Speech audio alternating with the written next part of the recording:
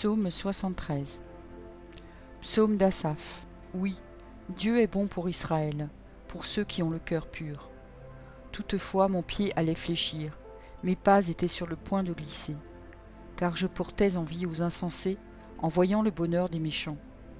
Rien ne les tourmente jusqu'à leur mort, et leur corps est chargé d'embonpoint. Ils n'ont aucune part aux souffrances humaines, ils ne sont point frappés comme le reste des hommes.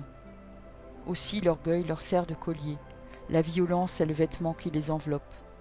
L'iniquité sort de leurs entrailles, les pensées de leur cœur se font jour. Ils raillent et parlent méchamment d'opprimés, ils profèrent des discours hautains. Ils élèvent leur bouche jusqu'aux cieux, et leur langue se promène sur la terre. Voilà pourquoi son peuple se tourne de leur côté, il avale l'eau abondamment, et il dit : comment Dieu saurait-il ? Comment le Très-Haut connaîtrait-il ? Ainsi sont les méchants, toujours heureux, ils accroissent leur richesse. C'est donc en vain que j'ai purifié mon cœur et que j'ai lavé mes mains dans l'innocence. Chaque jour je suis frappé, tous les matins mon châtiment est là. Si je disais « je veux parler comme eux », voici, je trahirais la race de tes enfants. Quand j'ai réfléchi là-dessus pour m'éclairer, la difficulté fut grande à mes yeux. Jusqu'à ce que j'eusse pénétré dans les sanctuaires de Dieu et que j'eusse pris garde au sort final des méchants. Oui, tu les places sur des voies glissantes, tu les fais tomber et les mets en ruine. Et quoi, en un instant les voilà détruits. Ils sont enlevés, anéantis par une faim soudaine. Comme un songe au réveil, Seigneur, à ton réveil, tu repousses leur image. Lorsque mon cœur s'aigrissait et que je me sentais percé dans les entrailles, j'étais stupide et sans intelligence, j'étais à ton égard comme les bêtes. Cependant je suis toujours avec toi, tu m'as saisi la main droite, tu me conduiras par ton conseil, puis tu me recevras dans la gloire. Quel autre ai-je au ciel que toi ? Et sur la terre je ne prends plaisir qu'en toi. Ma chair et mon cœur peuvent se consumer, Dieu sera toujours le rocher de mon cœur et mon partage. Car voici, ceux qui s'éloignent de toi périssent. Tu anéantis tous ceux qui te sont infidèles. Pour moi, m'approcher de Dieu, c'est mon bien. Je place mon refuge dans le Seigneur, l'Éternel, afin de raconter toutes tes œuvres. Psaume 77. Au chef des chantres, d'après Gédutume, psaume d'Asaph. Ma voix s'élève à Dieu et je crie. Ma voix s'élève à Dieu et il m'écoutera. Au jour de ma détresse, je cherche le Seigneur. La nuit, mes mains sont étendues sans se lasser. Mon âme refuse toute consolation. Je me souviens de Dieu et je gémis. Je médite et mon esprit est abattu. Tu tiens mes paupières en éveil, et dans mon trouble je ne puis parler. Je pense aux jours anciens, aux années d'autrefois. Je pense à mes cantiques pendant la nuit. Je fais des réflexions au-dedans de mon cœur, et mon esprit médite. Le Seigneur rejettera-t-il pour toujours ? Ne sera-t-il plus favorable ? Sa bonté est-elle à jamais épuisée ? Sa parole est-elle anéantie pour l'éternité ? Dieu a-t-il oublié d'avoir compassion ? A-t-il, dans sa colère, retiré sa miséricorde ? Je dis, ce qui fait ma souffrance, c'est que la droite du Très-Haut n'est plus la même. Je rappellerai les œuvres de l'Éternel, car je me souviens de tes merveilles d'autrefois. Je parlerai de toutes tes œuvres, je raconterai tes hauts faits. Ô Dieu, tes voies sont saintes. Quel Dieu est grand comme Dieu ? Tu es le Dieu qui fait des prodiges, tu as manifesté parmi les peuples ta puissance. Par ton bras, tu as délivré ton peuple, les fils de Jacob et de Joseph. Les eaux t'ont vu, ô Dieu, les eaux t'ont vu, elles ont tremblé, les abîmes se sont émus, les nuages versèrent de l'eau par torrents, le tonnerre retentit dans les nues, et tes flèches volèrent de toutes parts. Ton tonnerre éclata dans le tourbillon, les éclairs illuminèrent le monde, la terre s'émut et trembla. Tu te frayas un chemin par la mer, un sentier par les grandes eaux, et les traces ne furent plus reconnues. Tu as conduit ton peuple comme un troupeau, par la main de Moïse et d'Aaron. Psaume 78. Cantique d'Asaph. Mon peuple, écoute mes instructions. Prêtez l'oreille aux paroles de ma bouche. J'ouvre la bouche par des sentences. Je publie la sagesse des temps anciens. Ce que nous avons entendu, ce que nous savons, ce que nos pères nous ont raconté, nous ne le cacherons point à leurs enfants. Nous dirons à la génération future les louanges de l'Éternel, et sa puissance, et les prodiges qu'il a opérés. Il a établi un témoignage en Jacob, il a mis une loi en Israël, et il a ordonné à nos pères de l'enseigner à leurs enfants. Pour qu'elle fût connue de la génération future, des enfants qui naîtraient, et que devenus grands ils en parlassent à leurs enfants, afin qu'ils missent en Dieu leur confiance, qu'ils n'oubliassent pas les œuvres de Dieu, et qu'ils observassent ses commandements, afin qu'ils ne fussent pas comme leur père, une race indocile et rebelle, une race dont le cœur n'était pas ferme, et dont l'esprit n'était pas fidèle à Dieu. Les fils d'Éphraïm, armés et tirant de l'arc, tournèrent le dos le jour du combat. Ils ne gardèrent point l'alliance de Dieu, et ils refusèrent de marcher selon sa loi.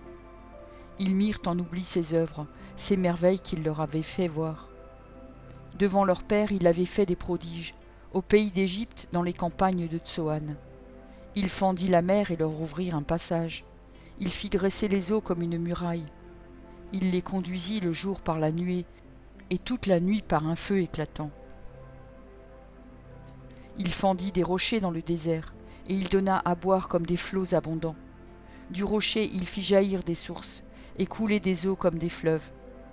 Mais ils continuèrent à pécher contre lui, à se révolter contre le Très-Haut dans le désert. Ils tentèrent Dieu dans leur cœur, en demandant de la nourriture selon leurs désirs. Ils parlèrent contre Dieu, ils dirent « Dieu pourrait-il dresser une table dans le désert ? Voici, il a frappé le rocher, et des eaux ont coulé, et des torrents se sont répandus. Pourra-t-il aussi donner du pain, ou fournir de la viande à son peuple ?» L'Éternel entendit, et il fut irrité. Un feu s'alluma contre Jacob, et la colère s'éleva contre Israël. Parce qu'ils ne crurent pas en Dieu, parce qu'ils n'eurent pas confiance dans son secours, il commanda aux nuages d'en haut, et il ouvrit les portes des cieux. Il fit pleuvoir sur eux la manne pour nourriture, il leur donna le blé du ciel. Ils mangèrent tous le pain des grands, il leur envoya de la nourriture à satiété. Il fit souffler dans les cieux le vent d'Orient, et il amena par sa puissance le vent du midi. Il fit pleuvoir sur eux la viande comme de la poussière, et comme le sable des mers les oiseaux ailés.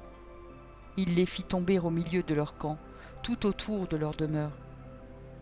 Ils mangèrent et se rassasièrent abondamment. Dieu leur donna ce qu'ils avaient désiré. Ils n'avaient pas satisfait leurs désirs, ils avaient encore de leur nourriture dans la bouche, lorsque la colère de Dieu s'éleva contre eux. Il frappa de mort les plus vigoureux, il abattit les jeunes hommes d'Israël. Malgré tout cela, ils continuèrent à pécher, et ne crurent point à ses prodiges. Il consuma leurs jours par la vanité, et leurs années par une faim soudaine. Quand il les frappait de mort, ils le cherchaient, ils revenaient et se tournaient vers Dieu.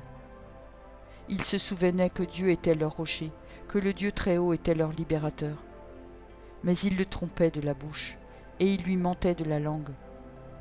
Leur cœur n'était pas ferme envers lui, et ils n'étaient pas fidèles à son alliance. Toutefois, dans sa miséricorde, il pardonne l'iniquité et ne détruit pas. Il retient souvent sa colère et ne se livre pas à toute sa fureur. Il se souvint qu'il n'était que chair, un souffle qui s'en va et ne revient pas. Que de fois ils se révoltèrent contre lui dans le désert, que de fois ils l'irritèrent dans la solitude. Ils ne cessèrent de tenter Dieu et de provoquer le Saint d'Israël. Ils ne se souvinrent pas de sa puissance, du jour où il les délivra de l'ennemi, des miracles qu'il accomplit en Égypte, et de ses prodiges dans les campagnes de Tsoan. Il changea leurs fleuves en sang, et ils ne purent en boire les eaux. Il envoya contre eux des mouches venimeuses qui les dévorèrent, et des grenouilles qui les détruisirent.